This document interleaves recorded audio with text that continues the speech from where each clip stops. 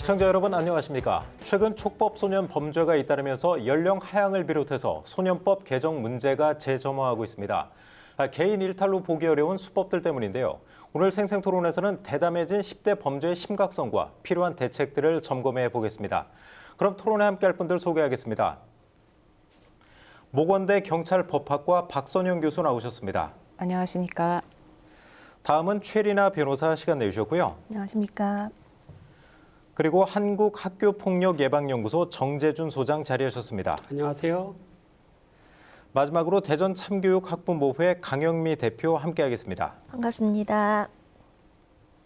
네, 그럼 준비된 영상 보시고 본격적인 토론 이어가겠습니다.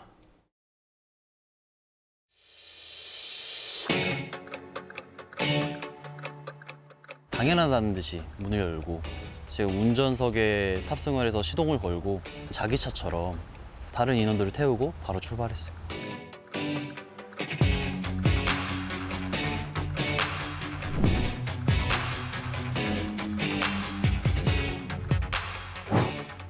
야, 연기 보여? 연기 보여? 그쪽.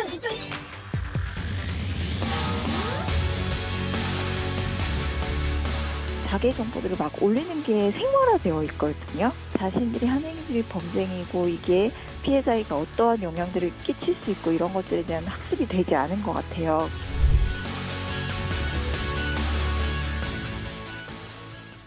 네, 조금 전 이제 앞서 영상에서도 보셨지만 요즘 10대들의 범죄가 하루가 멀다 하고 이제 뉴스를 장식하는 것 같습니다.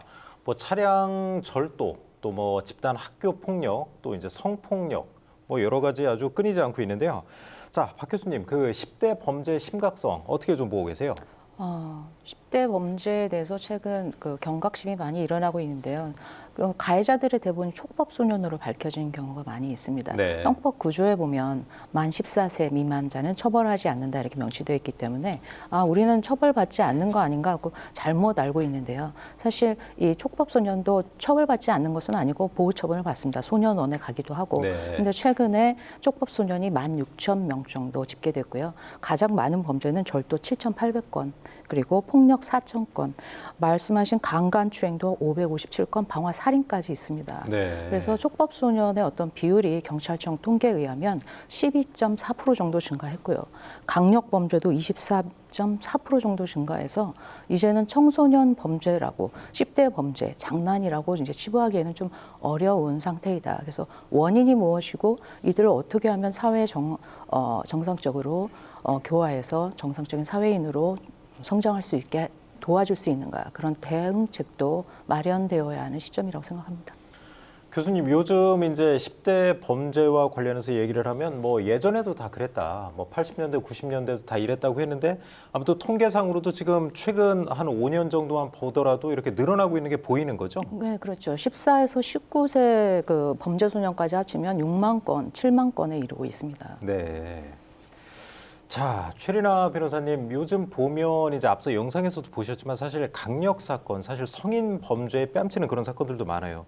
최근에 이제 뭐 논산에서도 귀갓길 여성을 납치해서 성폭행한 그런 중학생도 있었고요. 사실 강력 범죄도 아주 심각한데 강력 범죄 비율도 좀 증가하고 있는 건가요? 예. 보통 강력범죄라고 하면 살인, 강도, 강간추행, 방화 등의 흉악범죄와 상해 폭행 등의 폭력범죄로 나눌 수 있는데요. 네. 대검찰청 범죄분석 통계에 따르면 2012년도 소년범의 폭력범죄 비율이 30.49%, 흉악범죄 비율이 2.89%로 이 둘을 합치면 소년범 중 강력범죄 비율이 33.3%였습니다. 그런데 2021년에는 폭력범죄 비율은 25.2%로 낮아진 반면 흉악범죄 비율이 6.68%로 증가해서 강력범죄 비율이 31.8%인 것을 알 수 있습니다. 즉 전체적으로 강력범죄 비율이 높아졌다고 보기는 좀 어려울 수 있지만 강력범죄 중에서도 살인, 강도, 강간추행, 방화 같은 흉악범죄의 비율은 높아져서 점점 성인범죄화되고 있는 것으로 보입니다.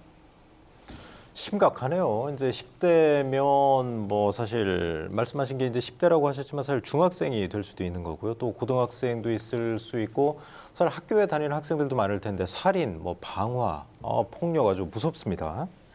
자, 정 소장님은 이제 학교 폭력 이제 예방 교육을 하시지만 이제 학생 범죄도 연구를 많이 하셨다고 하던데 과연 이런 게 좀 궁금해요. 요즘 이제 10대 범죄 특징, 과거와 달라진 게 좀 있을까요? 네, 그렇죠. 학교 폭력도 청소년 범죄의 일종이기 때문에 학교 폭력의 특징에 대해서 제가 말씀드리겠습니다. 네네. 첫째는 저연령화의 진전입니다. 과거에는 이 학교 폭력이 가장 많은 발생 빈도가 중학교 1, 2학년이었는데 최근에는 초등학교 4학년이 가장 많은 피해 경험률과 그다음에 발생 건수를 기록하고 있습니다. 그다음 5학년, 6학년 이런 순이기 때문에 저연령화가 더욱더 진전되었다는 점입니다. 네. 둘째는 바로 집단화입니다. 이 청소년들이 어떤 행동을 할 때 합리성과 객관성이 결여되면 더 많은 사람들에게 동조하게 마련입니다. 그래서 고등학생이 두세 명과 함께 어떤 집단 범죄를 저지른다면 중학생은 4-5명, 초등학생은 7-8명. 이번에 천안에서 있었던 집단 폭행 사건과 같은 경우에는 약 20-30명이 네, 그렇죠. 이렇게 집단 폭행에 가담하는 경우를 알 수 있습니다. 세 번째는 심각합니다. 이 심각화는 스마트폰의 활용에 있습니다. 이 스마트폰 자체로도 정보를 실시간으로 공유한다든가 스마트폰을 가지고 촬영을 하고 배포하고 판매하고 이런 것을 통해서 더 심각한 학교 폭력의 특징을 알 수 있습니다. 소장님, 그 10대 범죄하면 흔히 생각하는 게 이제 중고등학생이 많을 거라고 생각했는데 사실 지금 말씀하신 게 초등학교 4학년에 가장 많다는 건가요? 네, 가장 많습니다. 왜 그런 거예요? 그냥 학교 안에서 이제 학교 폭력이 주를 이루기 때문인가요? 이제 초등학생 4학년 같은 경우에는 이제 초등학생 전체가 많은 이유는 일단은 이제 그만큼 훈육이 덜 돼 있는 건데요. 네. 보통 이제 집에 돌아가면 이제 젊은 MZ 세대 부모 같은 경우에는 맞벌이 부부라 집에 아무도 없고 훈육이 덜 되어 있는 경우죠. 두 번째는 이제 요즘 과반수 이상이 한 자녀 가정이잖아요. 네네. 왕자나 공주로 성장해 가다 보니까 이게 귀하게 키우는 거죠. 혼내키지도 그렇죠. 않고. 그러니까 사회화가 덜 됐다라고 할 수 있어요. 이제 세 번째는 이제 집에서 할 친구 이런 비행 청소년 친구 없다면 스마트폰을 보게 되는데 스마트폰은 네. 요즘 그 성적 자극물이나 폭력물이 그대로 노출되게 됩니다. 그러니까 이런 거를 이제 모방해서 초등학생 같은 경우 더 많이 이렇게 쉽게 비행으로 나가게 되는 거죠. 심각하네요, 정말. 이제 강영미 대표님은 이제 학부모시죠. 자녀들 나이가 혹시 어떻게 됩니까? 저는 초등학교 5학년입니다. 아, 그래요. 그럼 학교 폭력에 또 훨씬 더 민감하실 것 같은데 요즘 학생들도 이제 학교 폭력을 관련해서 뉴스에서도 많이 접할 테니까 좀 불안함을 느낄 것 같은데 학부모나 학생들은 좀 어떠세요, 요새? 네. 이제 초등학교 고학년 올라가면 또래 문화가 형성이 되잖아요. 그러면서 자주 모여서 놀게 되는데 그럴 때 예전과 다르게 더 불안한 마음이 드는 것이 이제 언론에서 계속 범죄 연령이 낮아지고 있다. 그리고 더 흉포화되고 있다. 소년 범죄가 늘어나고 있다. 이렇게 보도가 되고 있고 아무래도 이 소년 범죄는 학교 폭력과 밀접한 연관이 있기 때문에 아이들이 대부분 다니는 곳이 학교잖아요. 그래서 그 학교에서 우리 아이들에게 또 내 주변에 이런 일이 일어나면 어떡하나 그런 걱정을 학부모들이 상당히 많이 하고요. 또 그 불안감이 더 큰 이유는 이제 그런 일이 벌어질 거에 대한 예방이나 대책, 대비를 제대로 교육받을 곳이 부족해요. 또 상담을 어디서 가서 받아야 될지도 모르고 그래서 서로 이제 근거 없는 정보만 공유하다 보니까 네. 아무래도 더 우려가 커지는 것 같습니다. 그럼 그렇게 우려가 큰 상황에서 최근에 이제 그 천안 지역의 이제 또래 집단 폭행 사건, 이제 집단 폭행 및 그 이후에 벌어진 또 방화까지 SNS에 올리거나 이제 생중계까지 했단 말이에요. 그런 거 보고 더 좀 불안하셨을 것 같은데. 요즘에는 아이들이 또 핸드폰을 다 갖고 있기 때문에 그렇죠. 그런 폭행 장면들이 여과 없이 방송에 드러나니까 그걸 보면서 정말 충격적이에요. 더군다나 그런 장면을 찍어서 아무런 죄책감 없이 SNS에 공유하고 자기들끼리 댓글 달고 더 그 아이를 괴롭히는 그런 현상들을 보면서 요즘 아이들이 그 온라인상에 이렇게 글을 올려서 누군가를 괴롭히는 것에 대해서 좀 심각성을 잘 못 느끼는 것 같다. 그런 생각이 많이 들어요. 아무래도 직접 만나서 이렇게 폭행하는 것보다는 보이지 않는 곳에서 상대방을 험담하고 또 불특정 다수가 그 범죄 장면 같은 걸 보면서 막 반응을 해주다 보면 또 내가 관심을 갖는다는 그런 착각을 또 할 수도 있잖아요. 그래서 좀 그런 접근이 용이한 온라인에서 그런 일이 많이 또 발생하지 않나 그런 생각이 들고, 또 하나는 아까 말씀하셨듯이 집에서 정말 학생들이 핸드폰 정말 많이 보잖아요. 네.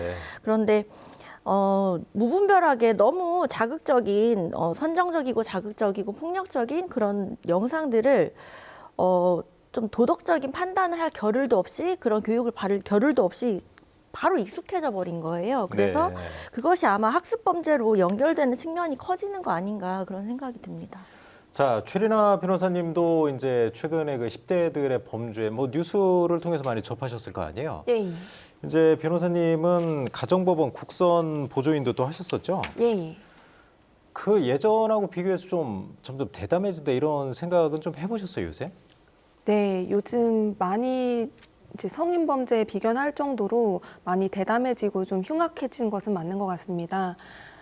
아무래도 지금 강현미 대표님 말씀해 주셨지만 SNS에서 그런 것들을 과시하면서 받는 그 관심들이 이 청소년기의 그런 욕구들을 충족시키는 면이 있는데, 다만 만약 형사처벌이나 보호처분을 받게 된다고 하더라도 그런 책임과 무게를 느끼게 될 때까지는 상당히 많은 시간이 걸리는 반면에 SNS에서의 반응은 즉각적이기 때문에 네. 아이들이 좀 SNS에서 그런 것들을 공유하는 경향이 있는 것 같습니다. 박선영 교수님도 어떻게 보세요? 요즘 확실히 좀 범죄가 좀 대담해졌다. 그렇게 좀 생각을 하는데 사실 차량 절도도 요즘은 엄청 많이 좀 발생하고 있어요. 네. 다 SNS 그런 영향일까요?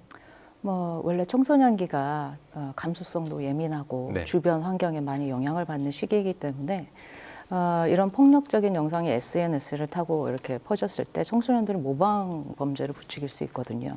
여가부 통계에 의하면 청소년의 30%가 이 인터넷, 즉 핸드폰에 중독되어 있는 상태라고 조사가 됐고요. 네. 이런 인터넷상의 웹툰이나 뭐 드라마, 성폭력물, 성매매 뭐 이런 것들이 너무 만연해 있다 보니까 학생들이 이걸 보고 이게 일반화되어 있는 거죠. 이게 범죄가 아닌가? 이거 재미인가? 이거 재밌는데? 이러면서 관심을 얻기 위해서, 또 그게 솜방망이 처벌이라고 하죠. 뭐 형사처벌도 받지 않고 우리도 한번 스타가 돼볼까? 이런 네. 영웅 심리를 자극하고 있다고 생각합니다. 그래서 온라인 환경, 그리고 코로나 이후에 뭐 온라인 여러 가지 언택트 이런 문화가 이루어졌기 때문에 이제는 핸드폰이 신체의 일부이고 매일 365일 핸드폰을 보지 않고는 생활이 어려운 이런 중독 상태가 일반화돼 있다고 생각합니다. 네.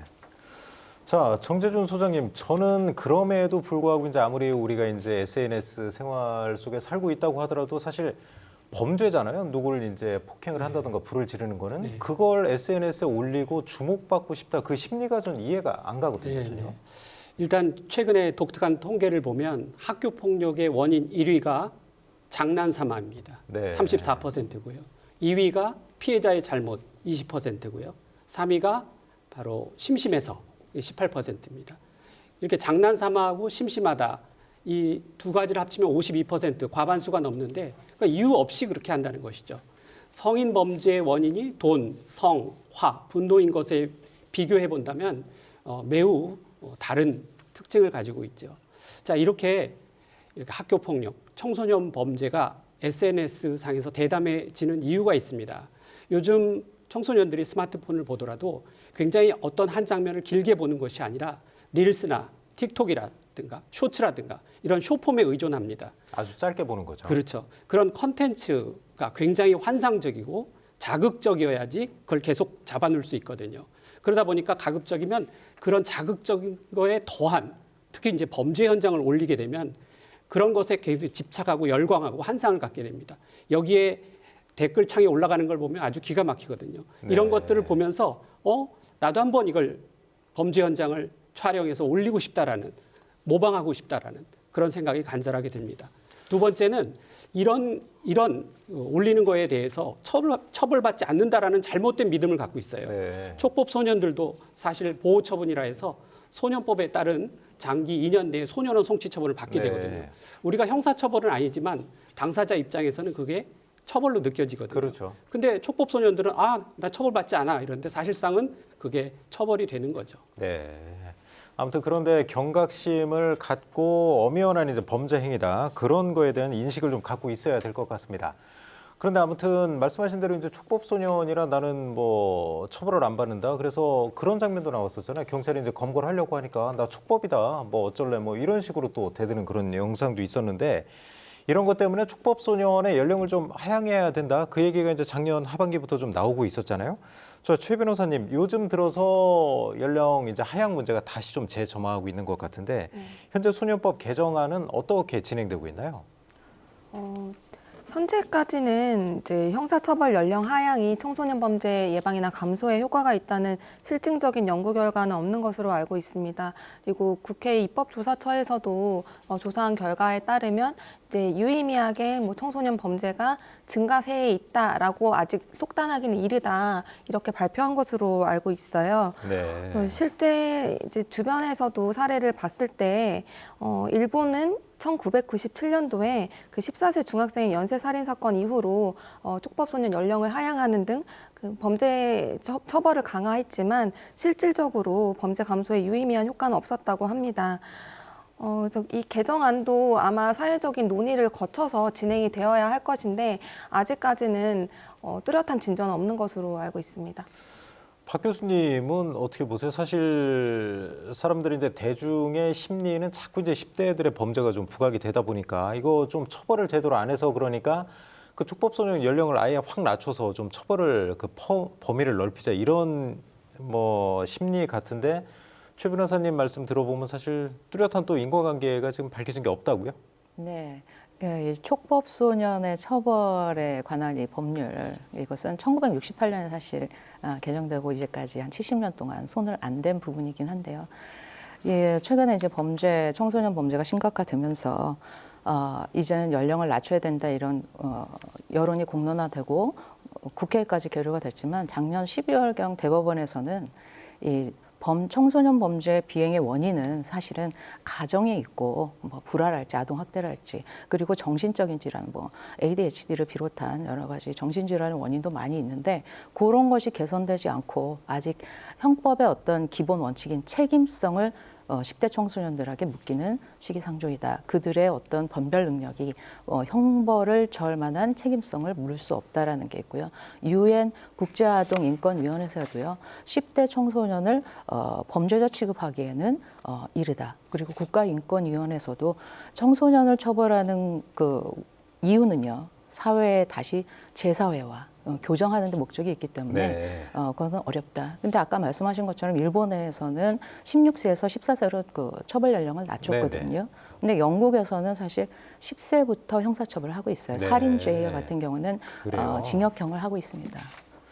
그러면 정 소장님은 그 어떻게 연령 하향 문제에 어떤 견해를 갖고 계세요?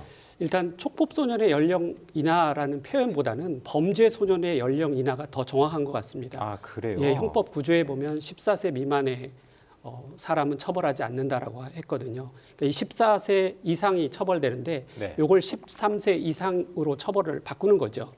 촉법소년의 연령 인하는 오히려 이제 범법소년을 더 건드리자는 얘기거든요.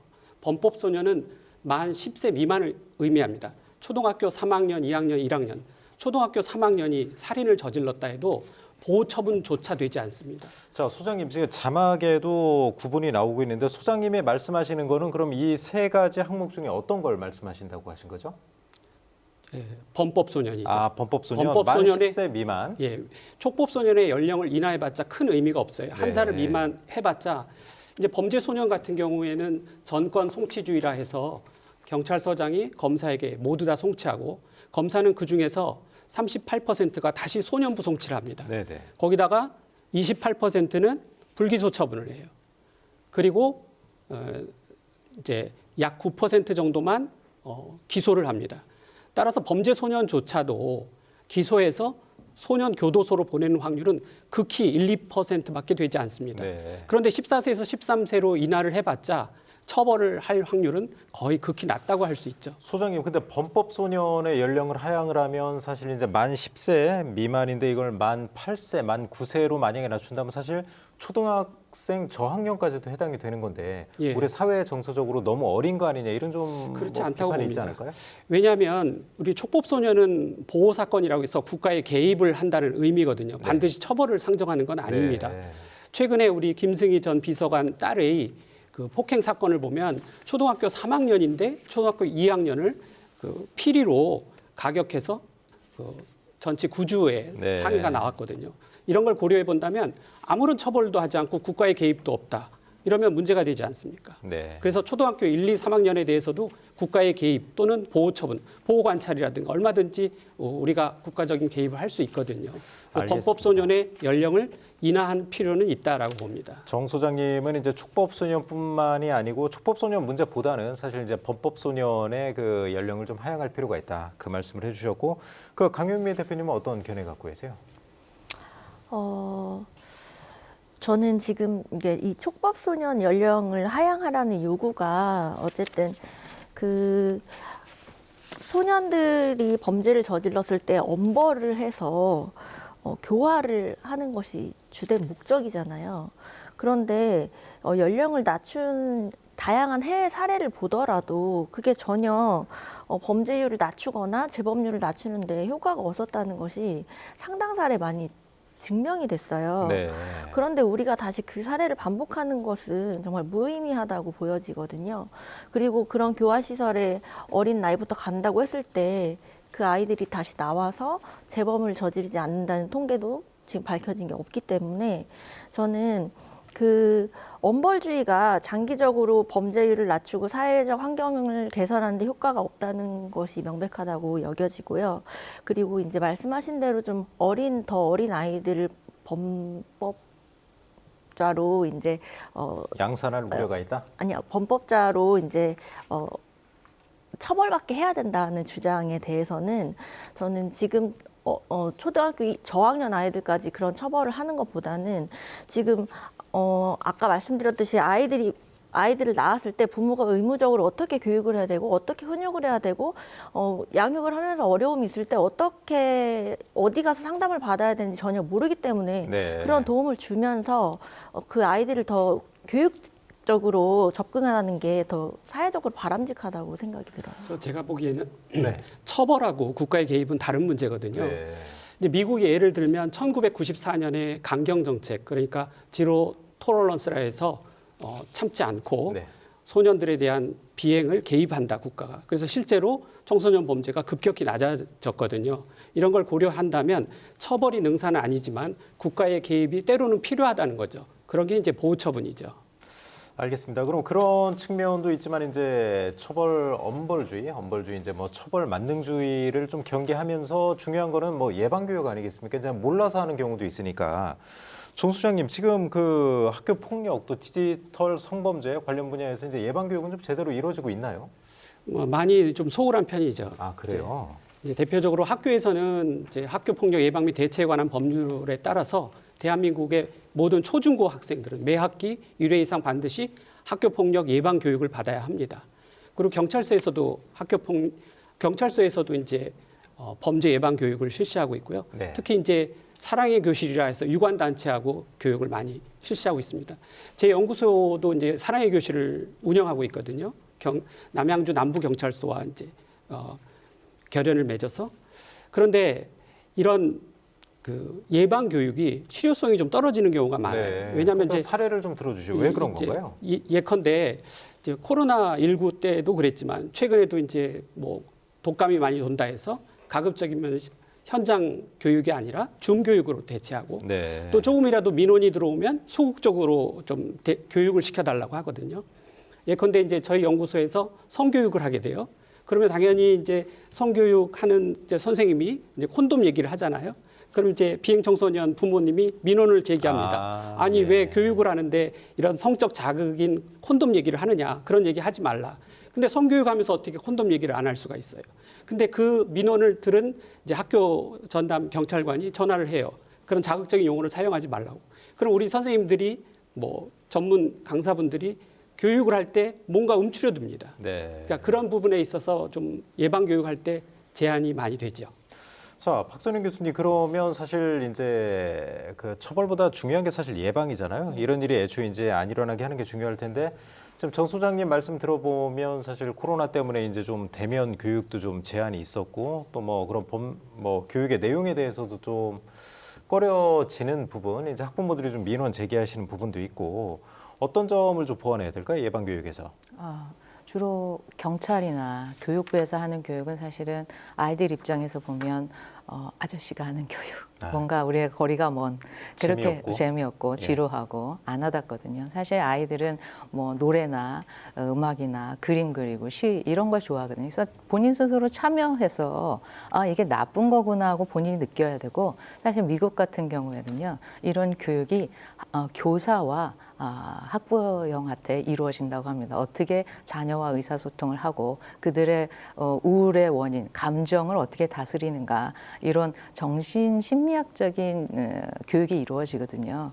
그런데 이렇게 경찰관 아저씨들이 와가지고 겁을 주면서 니들 이런 거 하면 범법자가 되는 거야, 이런 것들은 사실 청소년들에게 우울감이나 거부감을 더 일으킬 수 있기 때문에 그래요? 오히려 부작용을 줄 수도 있는 건가요? 그리고 1년에 한 번 교육을 받아서 아이들이 그걸 실제 자기 범죄를 예방하고 이런 걸 하면 안 되라고 느끼기에는 참 좀 먼 거죠. 대부분 아이들이 졸고 있고 이러니까.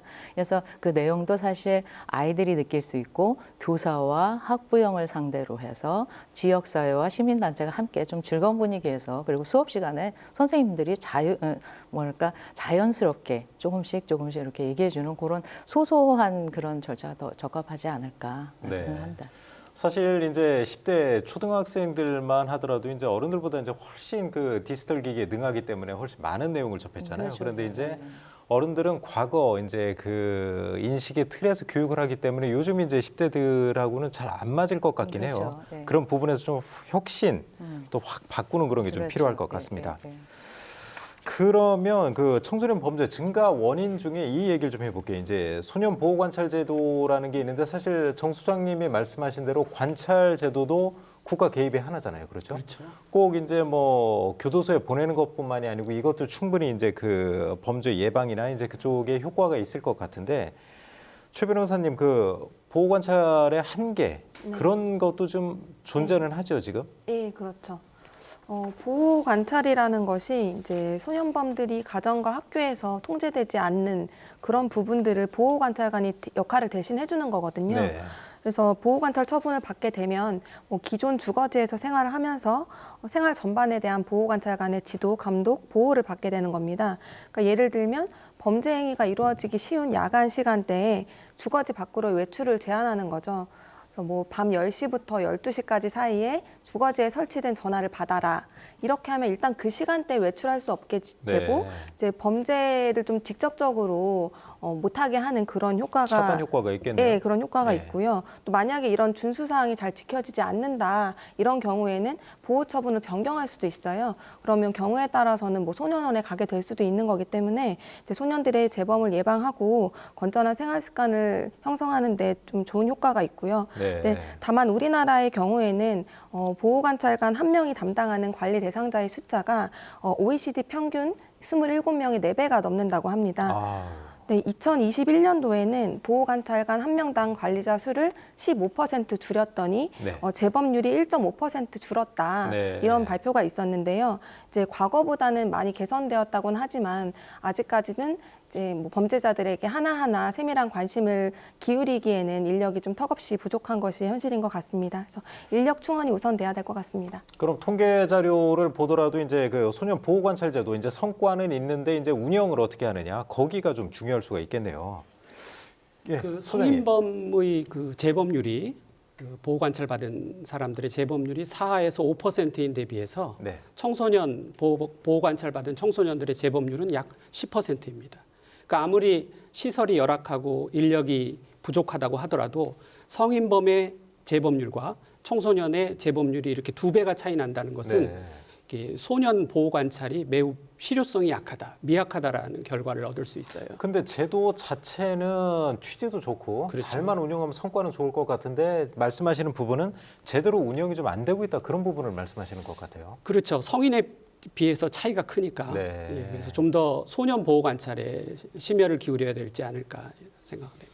그러면 문제는 어떤 것 때문이라고 보세요? 아까 이제 최 변호사님이 이제 인력이 너무 부족해서 한 명이 뭐 보면 한 100명 이상을 네. 담당해야 될 것 같은데 하루에 전화하기도 힘들 거거든요. 며칠이 걸릴 것 같아요. 뭐 인력 부족이 가장 큰 문제일까요? 인력 부족은 과거에 비해서 계속 나아지고 있어요. 네. 시설도 마찬가지고.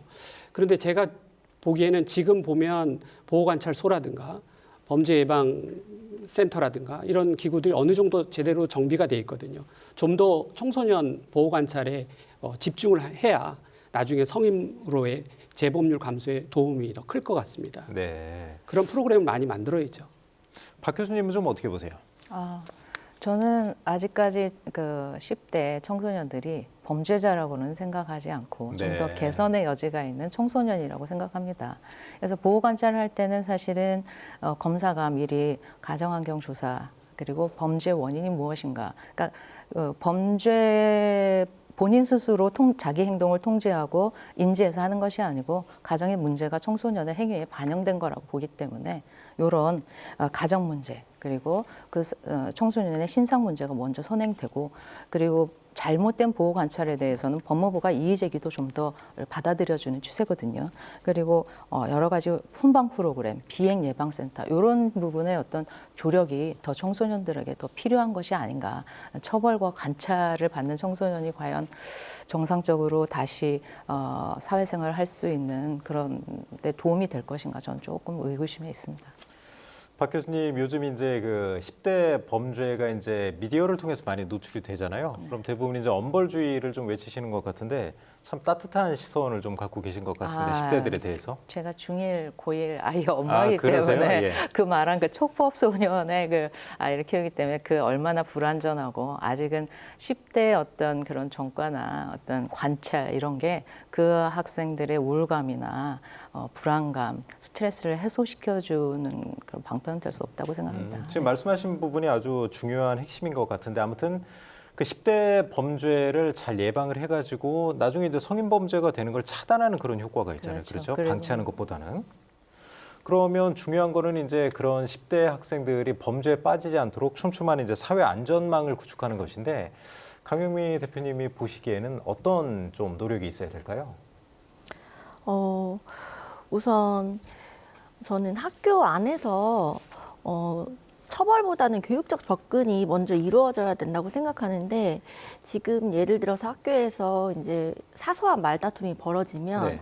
예전 같으면 이제 대화시키고 화해시키고 이렇게 사과시키고 이런 분위기였는데 이제 괜히 개입했다가 좀 일이 커질 수도 있고 교사가 난감한 상황이 발생할 수도 있고 또 학부모 민원이 발생할 수도 있고 이래서 그렇죠. 이제 자기 자녀는 피해를 받는데 왜 자꾸 그런 식으로 이제 무마하려고 하느냐 그런 민원이 있다고도 제가 들었거든요. 실제로 뭐 학폭을 은폐하려고 하는 거 아니냐 이런 의혹도 받으면서 힘들어하는 교사들도 생기고 해서 이제 학교폭력법이 만들어지고 학교폭력위원회가 이제 열리고 네. 하잖아요. 그럴 때 정말 저희가 보기에는 어린 아이들끼리 정말 할 수 있는 사소한 말다툼임에도 불구하고 이제 학폭위에 회부시키고 아이들끼리 분리시키는 거예요. 그래서 못 만나게 해요. 그래서 아이들끼리 이미 마음이 풀어졌는데 네. 오히려 이제 누가 먼저 어떤 규칙을 어겼는지 심하게는 어떤 범죄까지 저질렀는지를 어른들이 따져서 물은 다음에 가해자는 처벌받게 하고 피해자는 상담해주고 이런 식으로 계속 가는 게 더 심해지고 있어요. 그래서 가해자라고 지목된 아이는 나 처벌받았으니까 면제됐어라고 생각하는 거고 그 정작 이제 상처받은 아이는 치유를 받지 못하는 거죠. 사과받지 네. 못했으니까. 그래서 이런 기본적인 관계 회복 교육이 학교 내에서 이루어지는 게 제일 시급하다고 보고요.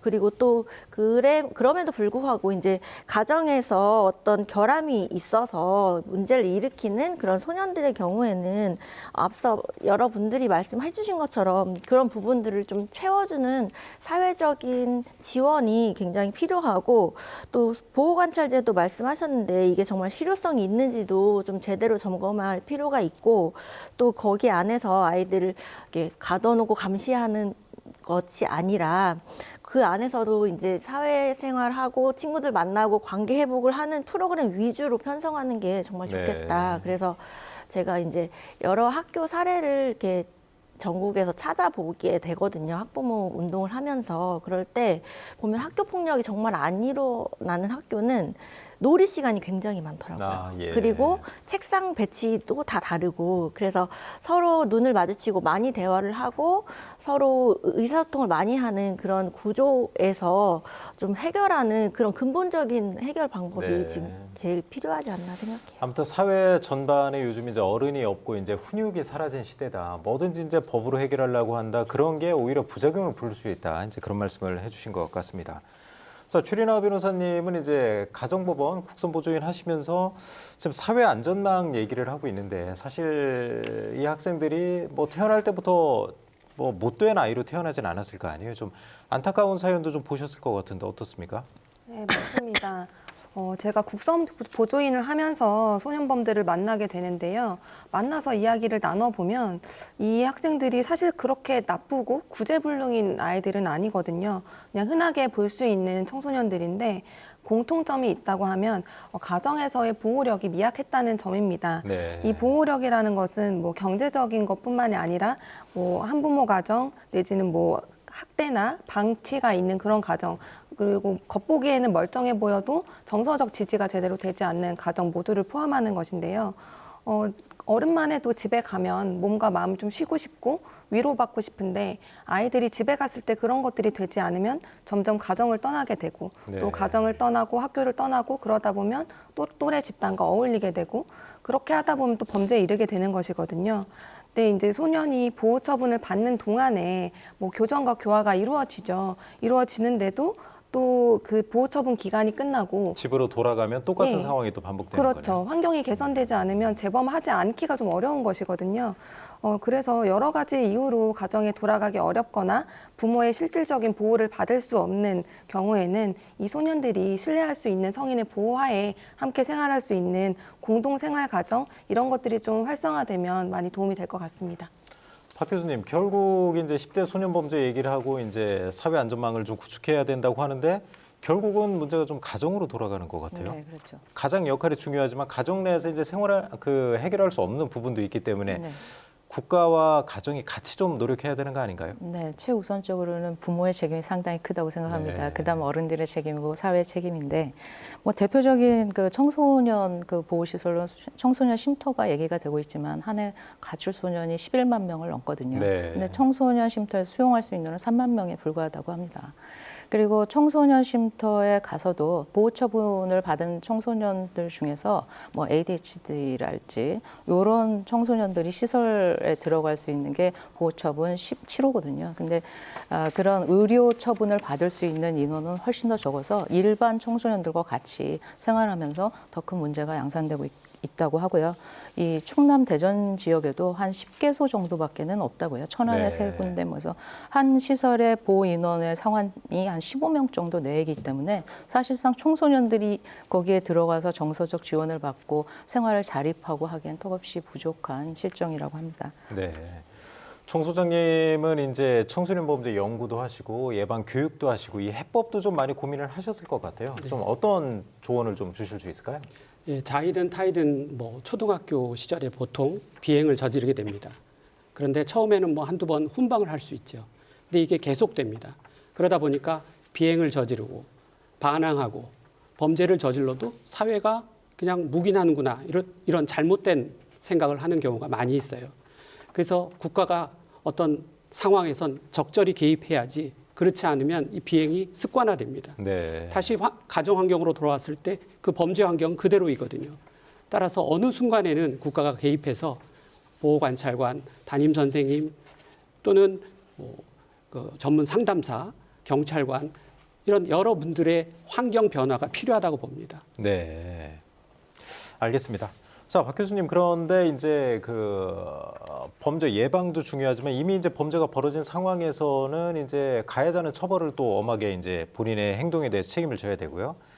중요한 게 이제 피해자들도 좀 보호를 해줘야 되는데 천안에서 이제 최근 발생한 그 또래 집단 폭행 사건의 경우 사실 피해 학생들은 지금 외출도 못 하고 있대요. 가해 학생들은 뭐 어디 가서 또 뭐 그렇게 방화를 저지르고 SNS 생중계하고 전혀 이제 거리낌 없이 다니는데 그 이런 지원책 같은 거 어떤 게 좀 필요할까요? 피해자 대상으로. 피해자한테는 사실 심리적인, 의료적인 지원이 가장 우선시 돼야 되고요. 그 다음에 법률적인 조언을 해줄 수 있는 국선 변호사랄지.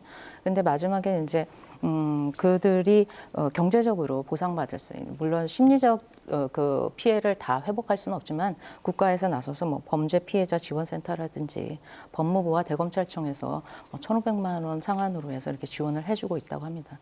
근데 이런 게 신청주의다 보니까, 그리고 법적으로 그 인과관계를 증명하기 어렵다 보니까 변호인의 도움을 받지 않고는 또 이게 구조금을 받기가 어려워요. 근데 변호사 선임비가 상당히 높기 때문에 그렇죠. 이런 그 문턱을 넘기 어려운 그런 문제점이 있고요. 그래도 요즘에 최근에는 디지털 성범죄인 경우에는 유포나 뭐 제거를 국가에서 도와줄 수도 있고, 그리고 내년 말쯤에는 이 범죄 피해자에 대한 원스톱 그 피해 지원센터가 서울에서 이제 최초로 시작이 된대요. 이 범죄 구호금 제도는 사실은 뭐 살인, 강도, 강간 이런 성폭행 이런 중대 범죄에만 지원을 해주는 제도인데, 이제는 범죄 그 죄명에 상관없이 의료 지원, 법률 지원, 경제적 지원을 한 곳에서 다 해주고, 이거를 이제 전국적으로 확대할 예정이라고 합니다. 네. 피해자가 네. 초중고 학생인 경우에는 그 범죄 예방 및 대처에 관한 법률 제16조에 의해서 피해에 대한 어떤 지원을 받을 수 있습니다. 네. 대표적으로 이제 심리 상담, 병원 치료, 기타 필요한 조치를 받을 수 있거든요. 또한 이 학교 폭력 외에도 여성가족부에서 위기 청소년에 대한 회복적인 방안에 지원을 받을 수 있습니다. 네. 그런 부분에 대해서 잘 모르시는 분들이 많은 것 같은데, 이제 신청은 이제 형사사건화가 되면 경찰에서 이제 내용도 좀 절차도 안내해 줄 것 같고요. 네. 또 학교 통해서도 할 수 있고 그런 거죠? 예, 그렇죠. 근데 보면 이게 홍보가 부족해요. 네. 우리가 112 그럼 범죄 신고잖아요. 그렇죠. 117은 학교 폭력이죠. 예. 1388은 뭔지 아십니까? 모르겠습니다. 네. 위기 청소년에 대한 청소년 상담입니다. 네, 1388. 네, 1388 하면 다 이런 부분을 알려주거든요. 예. 근데 그런 부분에 대한 홍보가 부족해요. 그러네요. 네. 알겠습니다. 이 오늘 토론 보시는 분들이라도 1388번 이 번호 꼭 기억하고 있어야 될 것 같습니다. 자, 최리나 변호사님, 지금 박 교수님 말씀하셨어요. 그 국선 보조인의 도움을 좀 받을 수 있다고 그 말씀도 하셨는데, 그런 절차는 어떻게 신청하는 건가요? 형사 피해자, 이제 뭐 소년범죄 국한된 것은 아니지만 이제 형사 피해자 국선 변호사 제도가 있어요. 네. 그래서 검찰청이나 법원에서 직권으로 선정할 수도 있고 신청을 통해서도 선임을 할 수 있는 것으로 알고 있습니다. 네. 다만 이 피해자 변호사가 하는 역할이 사실 굉장히 좀 쉽지 않거든요. 이제 상처받고 정신적, 육체적으로 상처받은 뭐 그 피해자들에 대해서 사실 심리적인 부분까지도 고려하면서 법적인 도움을 줘야 되기 때문에 일이 힘든데, 아마 그 제도적으로 그 일한 부분에 대한 보수라든지 그런 절차라든지 이런 것들이 조금 정비가 더 필요할 것으로 생각이 되더라고요. 네. 네, 알겠습니다. 아무튼 이제 이런 사건 접하면 사실 평생 경찰서 한번 안 가보는 분들이 많잖아요. 그런데 이제 자녀가 뭐 폭력을 당했다거나 하면 당황하시는 분들이 많은데, 아무튼 여러 가지 좀 지원책이 있다는 거, 그 부분 좀 염두에 두셔야 될 것 같습니다. 정 소장님이 짧게 그 부분도 한번 정리를 해주시죠. 지금도 뭐 제가 말을 했지만 이런 경우 이제 놀라서 당황하고 좀 어떻게 해야 될지 좀 우왕좌왕하시는 분들이 있어요. 만약에 그런 청소년 범죄에 이제 피해를 당했을 경우 어떤 식으로 대처를 해야 되는 건가요? 청소년 범죄의 피해를 당했을 경우에는 이제 예컨대 학교 폭력인 경우에 117 상담이 있고, 네. 그 외에는 뭐 청소년 푸른나무 재단이라든가 저처럼 이제 한국 학교 폭력 예방 연구소라든가 이런 인터넷 검색하면 다 나옵니다. 네. 거기서 기본적인 정보와 대응 방안을 먼저 참고하셔야 되는데, 그 전에 가장 중요한 게 있습니다. 피해자의 심리 상태거든요. 네. 그래서 부모나 어른, 담임 교사는 그 피해 학생, 청소년에 대한 심리를 어떤 지금 분노를 느끼고 있고 어떤 상처를 받았는지 충분히 해소시킨 다음에 이제 도와주겠다. 그래서 이런 여러 단체들의 도움을 받아서 그걸 해결하는 방안이 순서인 것 같습니다. 네, 알겠습니다. 자, 이제 뭐 토론 시간이 거의 마무리되는데, 이제 마무리 발언으로 그 청소년 범죄, 요즘 이제 10대 범죄가 좀 흉포화되고 좀 이게 논란이 되고 있는데, 본인들이 생각하시는 그 예방책 있으면 간단하게 한번 정리를 해주시죠. 최 변호사님부터 말씀하실까요? 네. 대다수 소년범들의 경우에 처음부터 지능적이고 흉포한 범죄를 저지르는 것은 아닙니다. 아까 말씀드린 것 같은 과정을 통해서 이제 거리에서 점점 범죄에 노출되고 그러다 보면 점점 지능적이고 흉포한 범죄를 저지르게 되는 것인데 청소년 범죄는 가정의 붕괴에서부터 시작되는 경우가 많기 때문에 먼저 그 청소년들이 적당한 그 가정 환경에서 잘 자라고 있는지에 대해서 좀 학교에서 확인하는 것이 필요할 것 같습니다. 이제 가정 이외에 가장 가까이에서 접하게 되는 그런 존재가 학교 선생님이잖아요. 그러니까 뭐 그러니까 보호자로부터 학대를 받는 소년이 있는지 또는 뭐 어떤 부모의 열악한 경제적 사정 때문에 좀 방임되는 소년이 있는지 이런 부분에 대해서 좀 현황 파악을 하고 적절한 지원이 이루어져야 할 것 같습니다. 또 소년의 일탈 행위가 발견됐을 때 어떤 중한 범죄에 이르기 전에 좀 개입해서 선도하고 좀 지원해 줄 수 있는 그런 기관이 좀 만들어지는 것도 필요할 것 같습니다. 네. 박 교수님도 정리해 주시죠. 네, 전 청소년 범죄의 원인은 가정에서부터 출발한다. 부모의 방임, 학대, 그리고 정서적 불안이 학교에 가서 다른 아이들을 폭행하고 또 학교 밖으로 아니면 가정 밖으로 청소년을 내몰게 되는 데 그 원인이 있다. 그 다음은 이제 청소년을 보호해줘야 될 어른들이 오히려 뭐 성매매랄지 아동 성착취랄지 이런 것들을 하면서 다양한 환경을 오히려 조성하고 있다. 마약이나 게임물에 노출시키고. 그래서 청소년을 어떤 범죄자로 이렇게 보기 전에 대성하기 이전에 부모님과 선생님과 어른들이 그 청소년들의 어떤 일탈이나 범죄 행위에 대해서 이제 그 요령이나 원인을 제대로 파악해야 되는 그 뜨거운 감자처럼 불편한 진실처럼 직면해야 되는 사회적 책임을 깨달아야 되는 시기가 되지 않았나 생각합니다. 알겠습니다. 정 소장님도 간단하게 부탁드릴게요.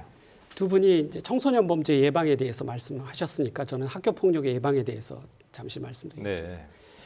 그 학교에서 보통 보면 입시라든가 실력 양성에 매몰되어 있는데 그게 아니라 우리나라는 이제 전반적으로 전인 교육, 인격 함양 이쪽에 더욱 더 신경을 써야 될 것 같습니다. 두 번째는 학교 폭력, 청소년 범죄가 마치 어른들과 상관없이 청소년들 너희들만의 문제인 것 같은데 사실은 청소년 범죄는 성인들의 마음, 성인들의 언행에 영향을 받아서 있게 된 겁니다. 따라서 우리 어른들이 청소년을 대할 때 말을 조심하고 고든 올바른 마음을 쓰고 이런 것이 청소년들에게 그대로 투영돼서 청소년들이 비행이라든가 학교 폭력이라든가 이런 걸 줄이는 데 큰 역할을 하거든요. 그러니까 어른들의 마음과 말을 항상 조심해야 될 것 같다라는 생각입니다. 네, 좋은 말씀해 주셨고요. 강영미 대표님. 네. 문제를 많이 일으키는 아이들의 가장 더 큰 문제는 부모다라고 가정이다라고 말씀해 주셨는데 사실 저도 이 부분에 굉장히 동의를 하고 부모가 되기만 했지 사실 부모가 되기 위한 교육이 전무한 게 사실 현실이기 때문에 저는 부모의 의무 교육을 제도화하는 것이 정말 시급하다고 의견을 드리고 싶어요. 학교 폭력이 뭔지 잘 모르고요. 그리고 교사와 학생 인권이 뭔지 잘 몰라요. 학부모들이. 그래서 서로의 인권을 어떻게 지켜줘야 하는지조차 배우지 못한 세대가 또 아이들을 그렇게 길러내고 있는 문제점이 발생하고 있다고 보고요. 저도 앞에 말씀하셨던 분들처럼 입시보다는 서로의 관계에 주목하는 그런 교육으로 우리가 전환돼야 된다는 생각을 드리고 싶습니다. 네, 네 분 모두 좋은 말씀 감사합니다. 이제 오늘은 촉법소년 범죄 실태와 해결 방안들을 이야기했는데요. 좀 더 다양한 측면에서 예방 대책이 마련되길 바랍니다. 생생토론 여기서 마치겠습니다. 토론 함께하신 네 분 모두 감사드리고요. 시청자 여러분 고맙습니다.